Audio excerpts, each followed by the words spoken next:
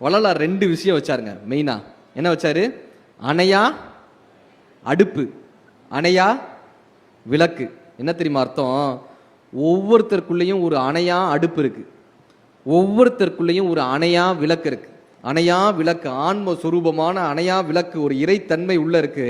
இந்த இறைத்தன்மையை அடைவதற்கு என்னப்பா பண்ணணும்னா, ஒவ்வொருத்தர் வயிற்றில் இருக்கக்கூடிய அணையா அடுப்பு என்னப்பா, அந்த அணையா அடுப்பு பசி என்னும் பெருந்தீய இந்த இறைவன் வயிற்றுல வச்சு அடைச்சு அனுப்பிட்டான்ல, ஒவ்வொருத்தரினுடைய வயிற்றில் இருக்கக்கூடிய அந்த அணையா அடுப்பை நீங்கள் அணைக்கும் போது உங்களுக்குள் இருக்கக்கூடிய அணையா விளக்கு பிரகாசமாக எரிய தொடங்குகிறதுன்றத வள்ளலார் ரெண்டு கான்செப்ட்ல கொடுத்துட்டு போனார்.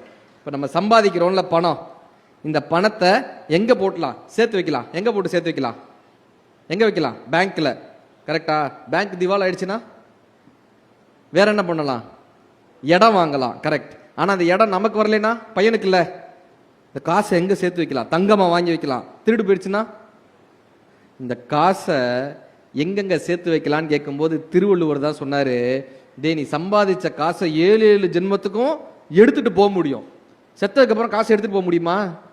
ஆனா எடுத்துட்டு போக முடியும்னாரு வள்ளுவர். எப்படி பாண்டா, அற்றார் அழிபசி தீர்த்தார் அத்தொருவருக்கு பெற்றார் பொருள்வை புலி. என்ன தெரியுமா அர்த்தம்? சம்பாதிச்ச பணத்தை பசிச்சவனுடைய வயிற்றுல கொண்டு போய் வச்சிருப்பா, அந்த பணம் உனக்கு 7 ஜென்மத்துக்கும் கூட வரும் பாண்டார். பசிச்சவனுக்கு கூட வயிற்றுல